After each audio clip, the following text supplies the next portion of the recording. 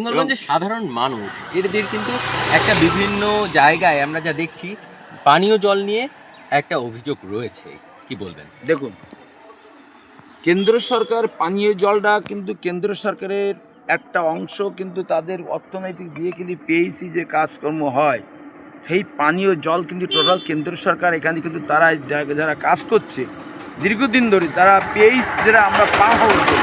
আজকের এপিসোডে আমরা আমাদের মধ্যে পেয়েছি হিঙ্গলগঞ্জ ব্লক তৃণমূল কংগ্রেসের সভাপতি তথা হিঙ্গলগঞ্জ পঞ্চায়েত সমিতির সভাপতি, আপনাদের পরিচিত মুখ শহীদুল্লাহ গাজীকে। আমরা এই হিঙ্গলগঞ্জের সামগ্রিক পরিবেশ পরিস্থিতির সম্পর্কে তিনি ওয়াকিবহুল, তার কাছ থেকে কিছু কথা শুনব।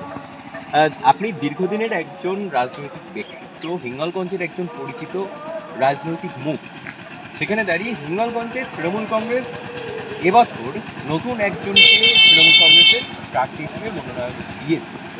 তারপরের থেকে বিভিন্ন জায়গায় বিক্ষিপ্ত বিভিন্ন ঘটনা আমাদের সামনে এসছে, তারপরেও সেসব সামনে কীভাবে আপনারা বস্তুবাজারে সামিল হচ্ছেন বা কতটা আস্থা পাবেন? তো কেউ বা কারা হয়েছে আমার জানা নেই, আমি ভিতরে মানুষের মন্ত্রের ভিতরে ঢুকতে পারবো না। মানুষ দেখে দিদি মমতা বন্দ্যোপাধ্যায়কে, এই ভোটটা কিন্তু দিদির মুখ দেখে কিন্তু ভোট হয়। ভোট তিনটে আকারে হয়, একটা হচ্ছে গ্রাম পঞ্চায়েত নির্বাচনের ব্যক্তিবিশেষ, লোকসভা নির্বাচন কিছুটা বিজেপি ঘাসিত মোদিমুখী, আর বাংলার ভোট কিন্তু দিদি মমতা বন্দ্যোপাধ্যায়ের মুখ দেখে হয়। যে যাই বলুক না কেন, কারো দুঃখ কার ক্ষোভ তো থাকতেই পারে, কেন আমি একজন মানুষ, যে আমি এক জায়গায় ছিলাম, আমাকে যদি কাউকে যদি কেউ যদি কোথাও থেকে যদি মনে করে যে আজকে দিয়ে কাউকে দেবো, স্বাভাবিক আমার হবে, ওটা সাময়িক হয়। কিন্তু আমি জানি, এই আমার বিশ্বাস হিঙ্গলগঞ্জ বিধানসভা যারা আছে হয়তো একটু দেখ তাদের ক্ষোভ থাকতেই পারে, কিন্তু আগামী দিন সব মিটে যাবে, কারণ এরা কিন্তু মমতা ব্যানার্জির সৈনিক।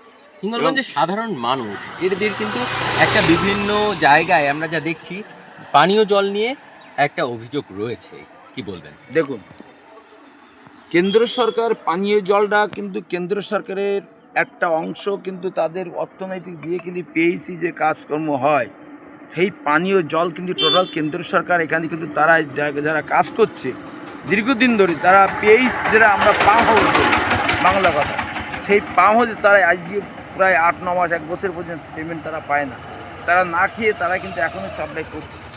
তার সত্ত্বেও অনেক সব জায়গায় কিন্তু টিউবওয়েলে দিয়ে আগে যেভাবে আমরা হ্যান্ডপাম্প দিয়ে জল তুলতো সব জায়গায় সাকসেসফুল না, সেখানে দেওয়ার কিন্তু সাকসেসফুল না।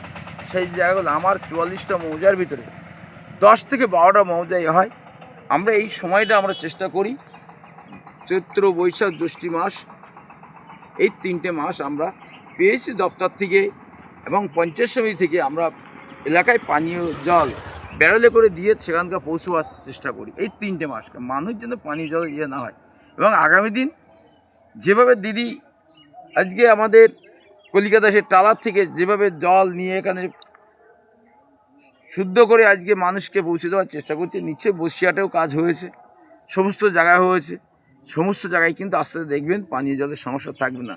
মমতা বন্দ্যোপাধ্যায় আগামী দিনে এসে, মমতা বন্দ্যোপাধ্যায় শুধু পরিকল্পনা, উন্নয়নের পরিকল্পনার ভিতরেও এই পরিকল্পনা তার কাছে কিন্তু একটা অন্তরে তৈরি হয়ে গেছে।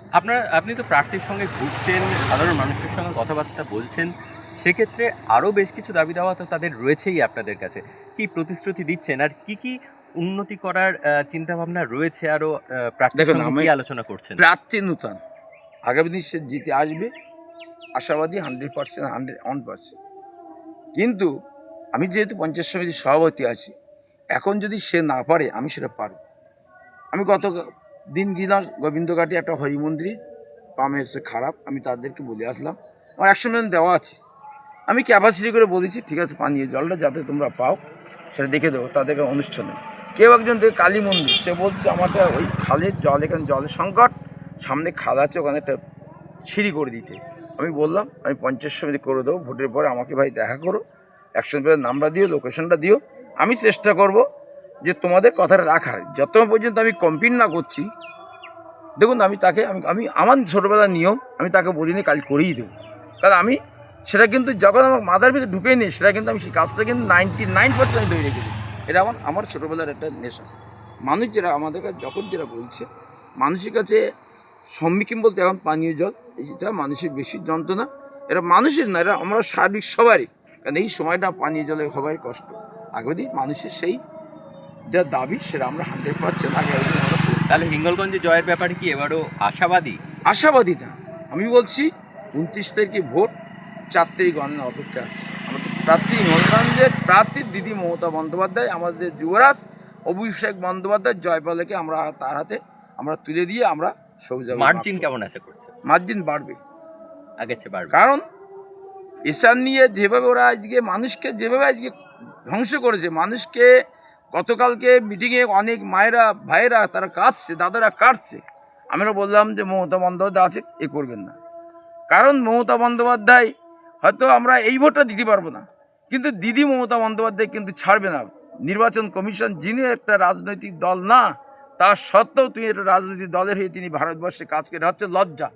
এটা ভারতবর্ষে না, সারা পৃথিবীর লজ্জা। একটা নির্বাচন কমিশন সে একটা সমস্ত জায়গায় থেকে তার কিন্তু সার্বিক দৃষ্টিভঙ্গি থাকা দরকার, কিন্তু রাজনৈতিক দলের নরেন্দ্র মোদী পেটুয়া হয়ে গেছে, পা চাটা একটা নির্বাচন কমিশন। সেই নির্বাচন কমিশনকে আগামী দিনে যে জায়গায় করেছে মানুষ, আমরা তার জন্য আমরা টাইমলাইনে আমরা মানুষকে ফর্ম ফিল আপ করছি, আমরা এলাকায় ঢুকেছি এবং হার্ড কপি আমরা অফিসে জমা দেবো, দিয়ে আমরা আগামী দিন মানুষগুলো যাতে ভোট দিতে এটা চেষ্টা করি। যদি বাদ হয়ে যায়, আগামী দিন দিদি মমতা বন্দ্যোপাধ্যায় ক্ষমতা আসবে, তাদের ভোটাধিকার আমরা আবার ফেরত দেবো। অনেক অনেক ধন্যবাদ। আমাদের সঙ্গে ছিলেন হিঙ্গলগঞ্জের তৃণমূল নেতা, হিঙ্গলগঞ্জ পঞ্চায়েত সমিতির সভাপতি এবং হিঙ্গলগঞ্জ ব্লক তৃণমূল কংগ্রেসের সভাপতি শহীদুল্লাহ গাজী।